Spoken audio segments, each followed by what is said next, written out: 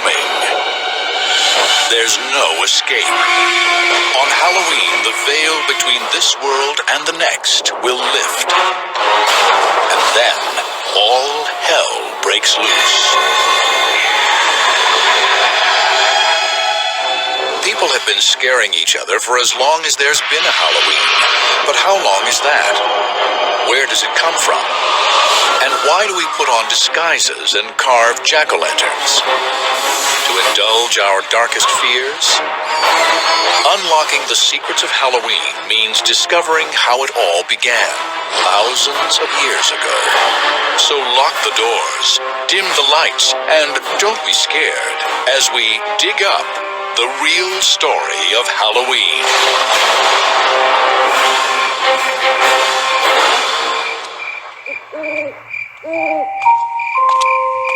How can you describe Halloween without sounding insane? Masked children come to our doors and threaten us.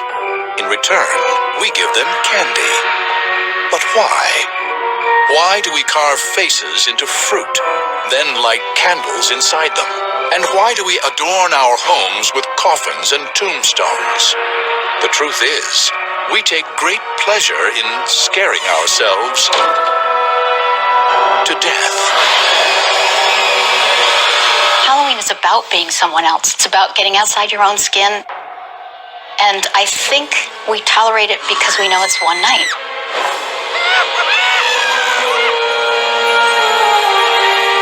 This impulse to confront our fears of life and of death and make sport of them, it's ancient. And so are our treasured Halloween traditions.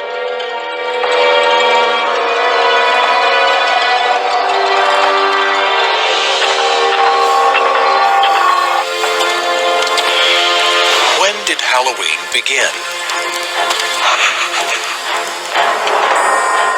And its ancient origins go back to the old Celtic calendar. And the old Celtic tribes divided the year between a light half and a dark half. And Samhain, their ancient holiday, was a precursor to our Halloween and was the beginning of the dark half. Thousands of years ago, the Celts, one of Europe's early tribes, celebrated their Samhain harvest festival with bonfires on the night of October 31st to welcome their new year. For ancient peoples, harvest was a matter of life and death. If crops failed, people starved. Death was always close. It was a bit of a warning. It's going to get cold and dark. Gather together, come home, and don't send anybody out alone in the dark. But the Celts believed there was even more to Samhain. What marked Samhain and this transition from light to dark was that time and space became permeable, flexible. And so that spirits, not only of the dead, but of the past or of other realities, could sort of wander into our reality, and humans could wander out and get lost in the other world as well. The veil between life and death was at its thinnest, and the living and the dead could commingle. And that's at the root of all the Halloween celebrations. Stories persist of people on Samhain night getting trapped in the other world, and of the dead appearing among the living.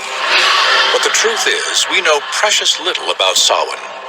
We can only guess that their bonfires likely drew one familiar Halloween icon, a thing familiar, yet frightening to many: the bat.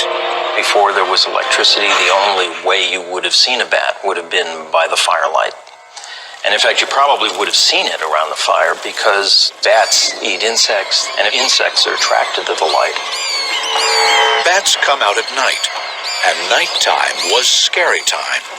So if bats are the best and baddest part of your Halloween, you might just credit ancient people like the Celts. And they weren't the only ancient culture with creepy traditions. Others also looked to their dead. Many cultures sort of set aside a day or a couple of days to ritually celebrate and recognize the dead. An interesting thing is that you find a lot of them about the same time period.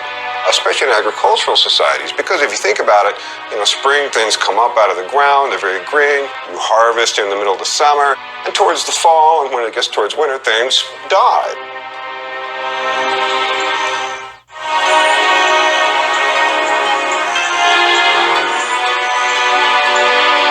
How did these ancient traditions survive into our modern era? In Western culture, they were preserved by, of all people, Christians. In a bizarre twist of history, as Christianity spread, it adopted and reimagined pagan folkways rather than try to stamp them out. This made it easier to convert pagans.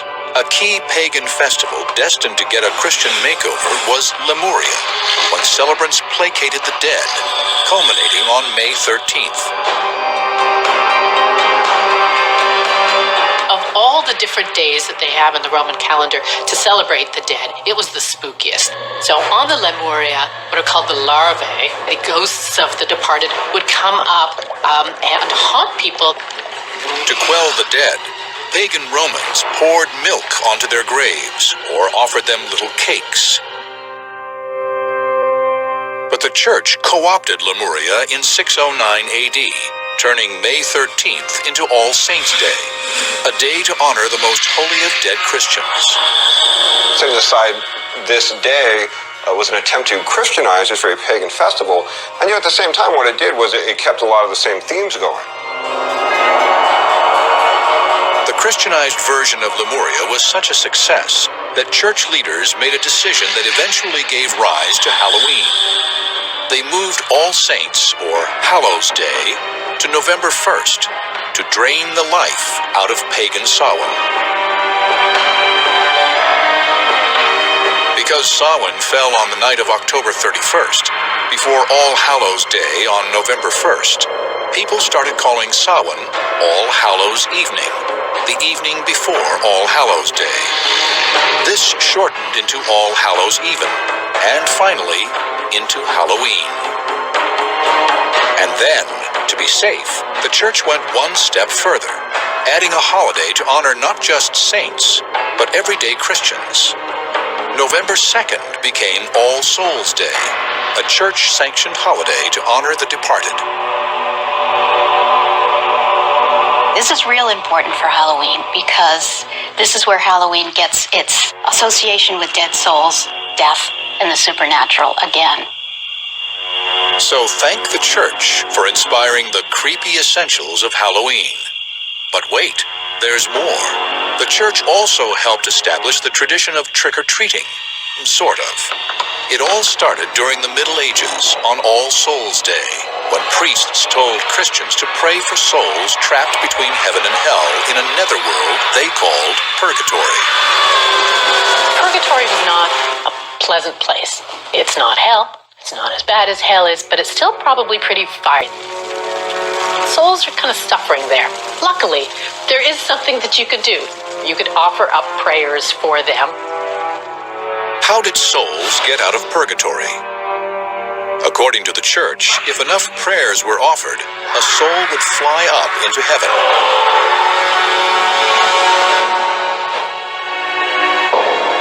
This led to a medieval custom that bears more than a striking resemblance to our modern trick-or-treat. Children would go souling, begging for soul cakes, spiced cakes filled with raisins. In return for these treats, the beggars would offer up prayers for souls trapped in purgatory.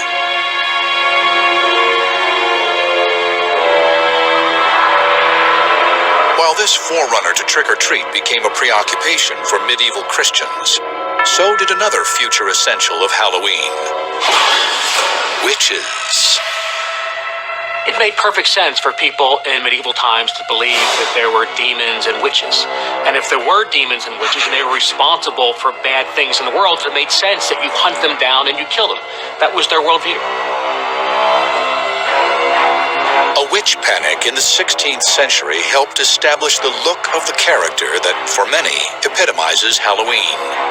Almost always women, witches were seen as in league with Satan. They were probably the healers who had cures and folklore and passed down orally through generations. And at some point, that becomes very suspicious for whatever reason to the religious people around them. And a lot of the symbols that were associated with these women, who probably often lived alone, may have been somewhat eccentric, of course, end up becoming associated with witches. Over time, as more and more women were accused of witchcraft, their practical kitchen tools acquired sinister dimensions and became model Halloween icons. Even something as mundane as a broom became an instrument of evil, as well as handy transportation. Another accessory in every witch's lair was perfect for brewing devilish potions: the cauldron. Cauldrons become very popular. Again, it was something that every household had in medieval ages. It was your basic cooking implement.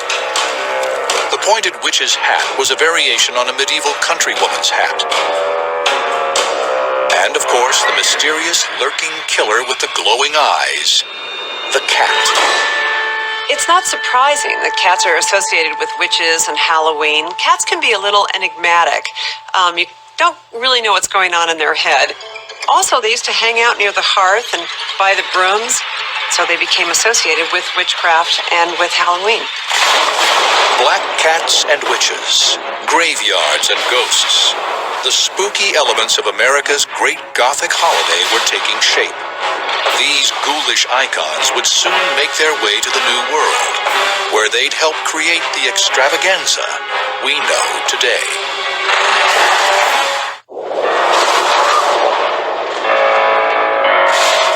Bonfires, worshiping the dead, begging for treats.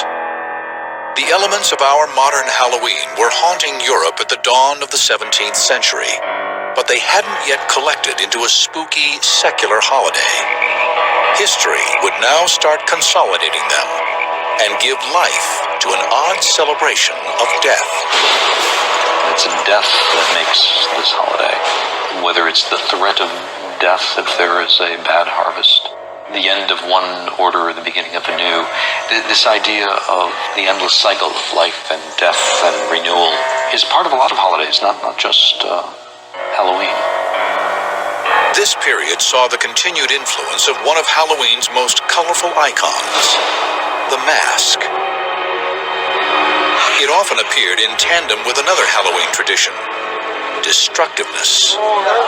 Rowdy beggars at All Hallows Eve also guzzled their share of alcohol, and demands for food and drink became more threatening.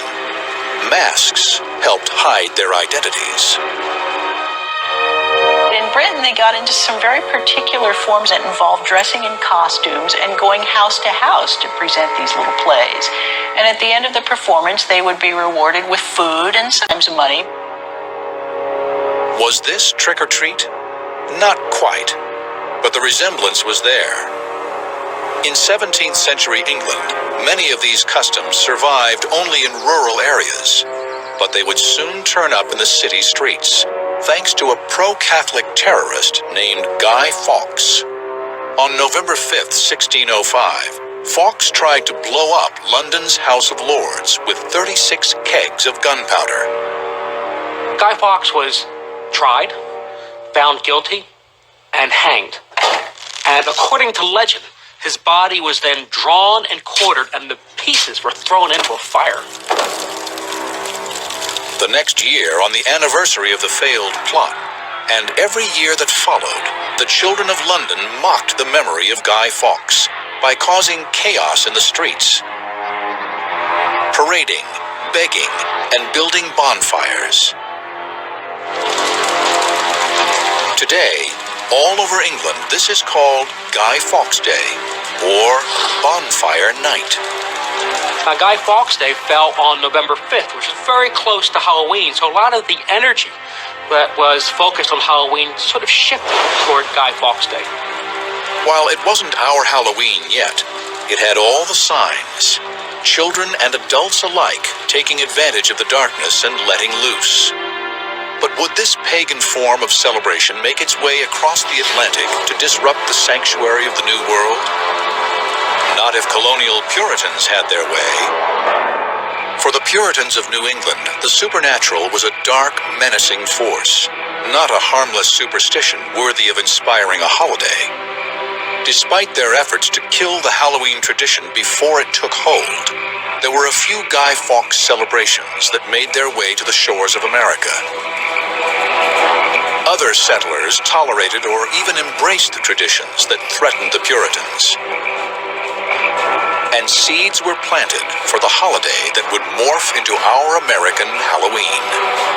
For example, there's an 1833 description of a Halloween, not even so much a party, but just a small gathering where they told ghost stories around a fire. But now, one more spooky standby. The image of a spirit or ghost would join witches and skeletons in a macabre Halloween dance. By the mid-19th century, America was primed for a much darker holiday. Having endured 4 long years of civil war that ended in 1865 with over 500,000 dead. There were so many unclaimed, unknown dead bodies that the Civil War left behind that this country was obsessed with death. And mostly it was that so many of these soldiers died unknown. We don't know what happened to them. So there was a huge sense of they could come back. Maybe they're not dead. It makes perfect sense that people would tell more ghost stories. And the very first Halloween ghost stories were about people coming back home. It's at this time that America's Halloween story really begins. After the Civil War, when Scots and Irish immigrants brought their rural, old-world Halloween customs with them, they helped to establish even more American Halloween traditions. For the Scots, it was a little bit of a scarier night. Until fairly late, we're still talking about the appearance of bogies on Halloween. Bogies, or boogeymen, were sort of amorphous, pestering ghosts that plagued children, hiding under beds or tapping on windows, or lurking by a gate or turnstile. There was a belief that there was a bogey on every stile, which meant on Halloween night you could cross any gate and there might be something sitting there waiting to get you. Halloween's signature symbol, the jack-o'-lantern, also began as a European tradition. But the prototype wasn't carved from a pumpkin. There's a great legend about a character named Jack-o'-lantern. And Jack was a troublemaker, but he was so bad he even managed to get himself thrown out of hell, which is not an easy thing to do. But the devil did decide to have pity on him and scooped up an ember from the fires of hell and gave it to him. So Jack takes the ember and he puts it inside a hollowed out turnip. And he walks around and that becomes the legend of Jack-o'-lantern. In one age-old European practice, children would carve their own jack-o'-lanterns out of turnips and light them with candles. The first reference we have in the United States to Jack-o'-lantern, it comes from Nathaniel Hawthorne. And he's writing in Twice Told Tales, and he's describing someone's very tattered coat, full of holes, and when you hold it up to the light, it shines like a jack-o'-lantern would. Americans improved on the jack-o'-lantern tradition. They substituted big, round pumpkins for the old world's hard little turnips, and Halloween finally had its trademark. Pumpkins are generally harvested around Halloween, and kids realized jack-o'-lanterns could be a prankster's best weapon on Halloween night. Kids figured out this great thing they could do. They could take a pumpkin and you could hollow it out and you put a candle on it. And then you take that pumpkin and you put it on a stick and you put a sheet over it. And you parade around, you can put it in front of a window or something, and it's really a pretty scary picture. Jack-o'-lanterns soon became the face of Halloween. But Scots and Irish immigrants also brought with them the more rambunctious, stone-throwing, prank-playing Halloween reveling to America. And on Halloween night, at the dawn of the 20th century, there was a whole dark world of trouble just waiting for American boys. Halloween had been on a dark and scary journey from its origins with the Celts centuries ago. In the Middle Ages, it became a Christian holiday honoring the dead. But by the 16th century, it was turning into a rowdy kids' celebration, marked by begging and pranks. By the 1800s, Halloween had even moved into cities and towns across America. But the ghastly face of Halloween was reimagined in gruesome shades of orange and black at the turn of the 20th century. For the first time, artists of the era brought together all things scary and linked them to Halloween. Skeletons and spiderwebs, jack-o'-lanterns and bats. They established the look of Halloween that we still use today. Among these icons are white-sheeted ghosts. The sheet that a ghost wears derives from the winding sheet, the shroud that corpses were traditionally wrapped in before burial. And jack-o'-lanterns. The big grin still connotes the rictus of a death's head, as does the triangular nose hole. And even when it seems kind of jolly, death is still lurking there in the imagery. Horned devils came from medieval depictions of Satan. And witches from witch-hunting hysteria that swept through Europe and Puritan America. Witches became very popular in the early part of the 20th century, which is why they naturally became linked to Halloween. And there's actually a change in the way we perceive witches. The witches of the 19th century were old, they had big noses, and there were warts. And the witches in the 20th century are actually kind of attractive. It makes Halloween just a little, not only scary, but also a little naughty. But even as Halloween was dressing its old customs in new costumes, it was also creating new traditions. Bad ones. Was Halloween in the early 20th century getting out of hand? To the dismay of authorities and property owners, the answer was yes. It was whatever you could think of. There was a bunch of mischief. Back in those days, people had buggies. The bigger kids tried to take a buggy and put it up on a haystack. And there's about a half a dozen of the guys, and they just kind of pushed it up the haystack.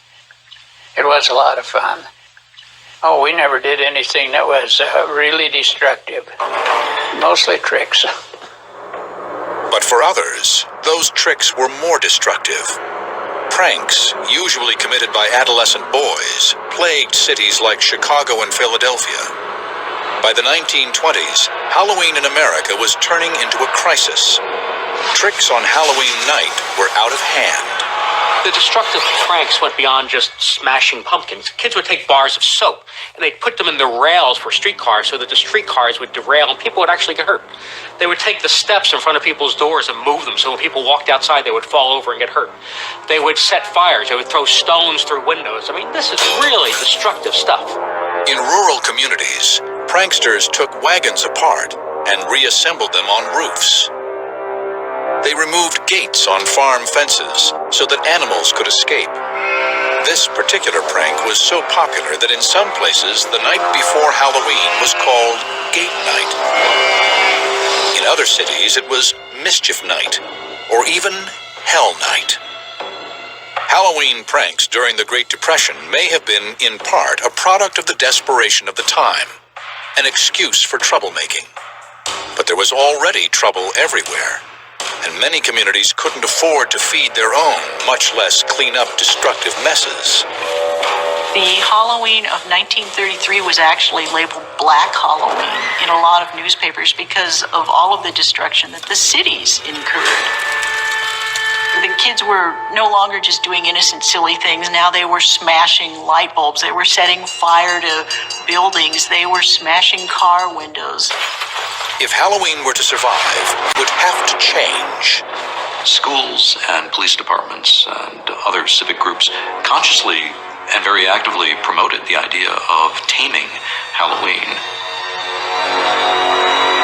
And so they started to invent all sorts of things for kids to do, to divert them. Townwide parties, costume contests, games, everything that you could think of to get the kids away from pulling tricks and into the light Novelty companies like Dennison and Beistel helped out these civic efforts. Dennison published a series of Halloween guides called Bogey Books that suggested ways of turning Halloween from a prank night into a party night.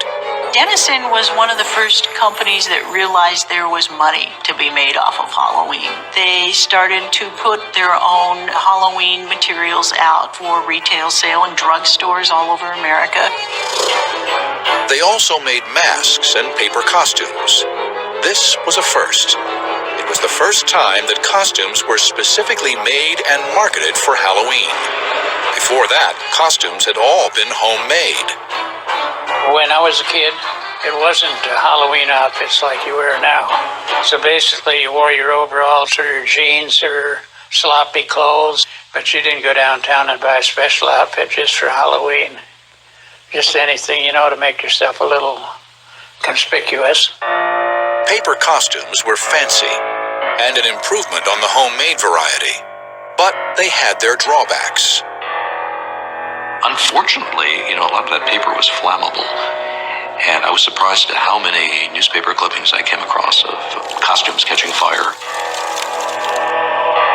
Soon, other manufacturers, looking to tap into the kid market for Halloween costumes, began making more durable disguises. Sears' first box costumes came around 1930, and then it went from there. And the costumes came off of radio show characters and the funny papers. Costumes for parties, costumes for wild, town-wide parties, and for school parties and church parties. Halloween was a big social occasion. Halloween parades also helped drag the holiday out from the shadows and into the public arena. Allentown, Pennsylvania may have had the first parade in 1905, but others soon followed. Toms River, New Jersey in 1919. Anoka, Minnesota in 1920. Anoka has held its parade every year since. In fact, the city now bills itself the Halloween capital of the world. Each of these local efforts to tame Halloween worked to some extent. But what Halloween really needed was a whole new tradition, and it would soon get one.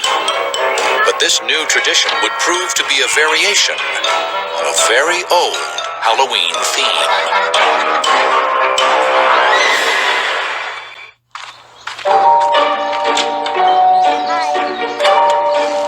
Trick or treat.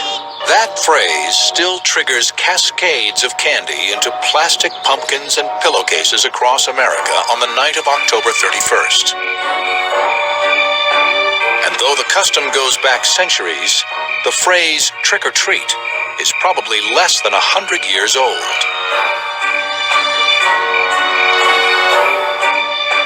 Trick-or-treat is amazingly new. People think trick-or-treat goes back for centuries, and it doesn't. Trick-or-treat is actually less than 80 years old, probably. The term derives from pranking that was very widespread and destructive in America in the 20th century. And at some point, somebody came up with the brilliant idea of buying off these pranksters. Homeowners bribed rowdy kids with homemade treats, such as popcorn balls and candy apples, to avoid getting pranked or tricked. In 1939, the phrase and the custom turned up in print. Doris Hudson Moss published an article in American Home magazine that talked about the success she had having a Halloween open house for the kids in her neighborhood. She didn't get tricked. She gave them sweets. It all worked.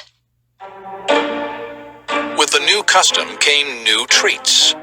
Not so much homemade goodies like popcorn balls. Now kids got store-bought, pre-packaged candies. Mars bars, Reese's cups, and good old Hershey's chocolate. Candy finally killed the rowdy Halloween. And now the time was right for the reinvented holiday to hit Hollywood. Uh-oh, the boys!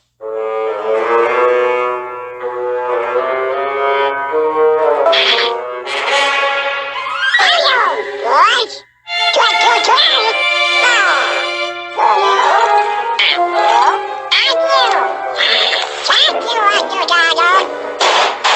Halloween was becoming a pop culture phenomenon, a national festival attended by millions, celebrating the joys of scavenging for mass-produced candy. I loved Halloween when I was a kid. I participated in it. I loved the rituals of it. I loved the pranks of it. I loved the mischief of it. I loved going to houses and dressing up and getting candy, and then there were parties, and it was just fantastic. Then in 1966, Halloween found a home where all pop culture ultimately goes: TV. Halloween's stature zoomed off the charts when America went trick-or-treating with Charlie Brown. The whole idea of the Great Pumpkin, of course, came from the comic strip when Sparky Schultz decided that it would be very funny if one of the kids got his holidays mixed up. And so that's how Linus ends up in the pumpkin patch every year. Who are you writing to, Linus? This is the time of year to write to the Great Pumpkin. On Halloween night, the Great Pumpkin rises out of his pumpkin patch and flies through the air with this bag of toys for all the children. You must be crazy. When are you going to stop believing in something that isn't true? When you stop believing in that fellow with the red suit and the white beard. Television and America's most popular comic strip had given Halloween its unofficial seal of approval. The holiday had never in its entire history been so mainstream. But Halloween-themed cartoons aimed at kids were one thing. A movie for adults with Halloween as its theme was another. Nobody had ever tried it before. That is, until director John Carpenter took a stab at it in 1978 with the classic Halloween. The idea for calling my film Halloween came from the distributor.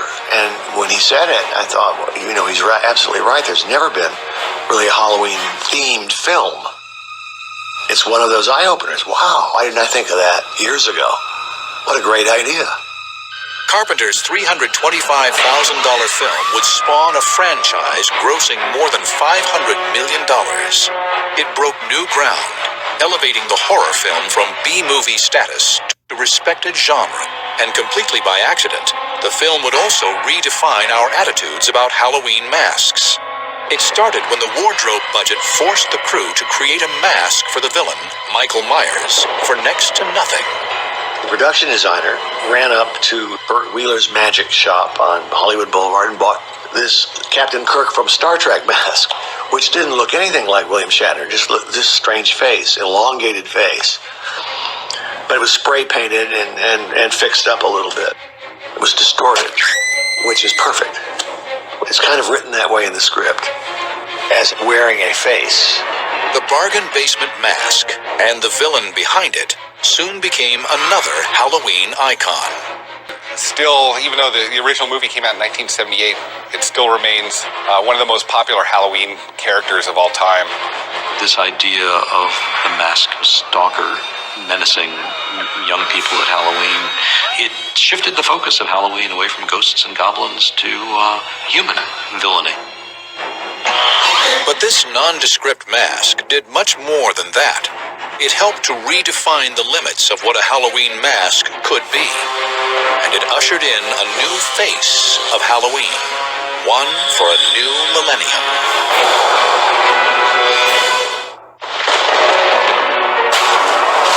For hundreds of years, masks and costumes have been a way for partiers to disguise themselves. And now, it's a multi-million-dollar business.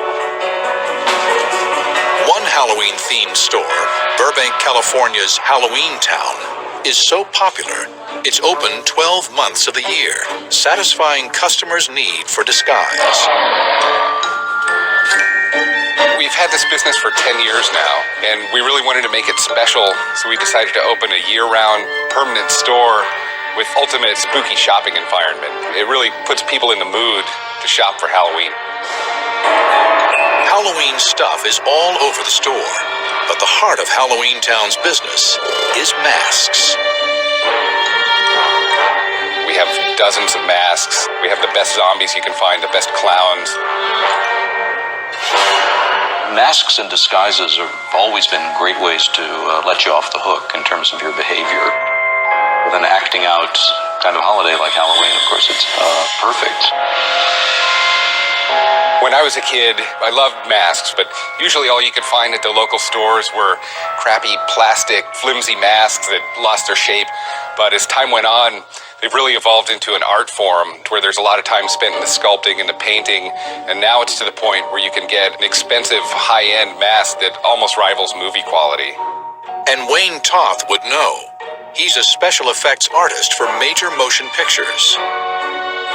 We have a lot of customers that like higher-end stuff or high-quality stuff, so we go out of our way to get that. We have high-end costumes, fancy jackets, and all kinds of accessories you really couldn't find anywhere else. We try and make it so no matter what you're looking for, you can find it here. Today's upscale masks and costumes are a far cry from the generic devils, witches, skeletons, and ghosts of the 1960s. But that's the decade when the Halloween wardrobe began to change. Hollywood started to influence what kids wore, transforming them into their favorite TV and movie characters. Today, that trend has escalated to an obsession. Film franchises like A Nightmare on Elm Street, Scream, and Halloween are inspiring growing legions of kids to dress to kill. To wear the mask of the killer or of the ghost, of the skeleton, it gives a kid a sense of a lot of power and also of safety. Because the monster can't get you if you are the monster for that moment.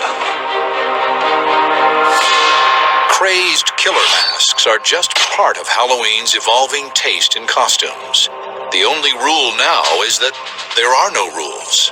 Masks take their inspiration from pop culture, religion, politics, you name it. And a growing number of faces behind them belongs not to kids, but adults. Halloween has become a huge adult activity, and I don't think that was the case, say, 50, 60 years ago. But it's been, again, specific days set aside where you can be somebody that you normally aren't. You can get behind a mask, you can wear clothes you would never wear during the rest of the year, and people enjoy these. Truth is, our 21st century Halloween is as much a holiday for adults as it is a holiday for kids. Get those children who are now growing up, and they become very nostalgic for Halloween. So Halloween shifts again, starts to become more of an adult holiday. Halloween businesses now cater to anyone who wants to get into the spirit of the holiday, with parties and Halloween-themed venues such as haunted houses. 50 years ago, when you were too old to trick or treat, you probably had to stay home and hand out candy. There was nothing else for you to do. Now there is a vast and imaginative haunted house industry just for you. And there's something like 4,000 haunted houses in the United States every year.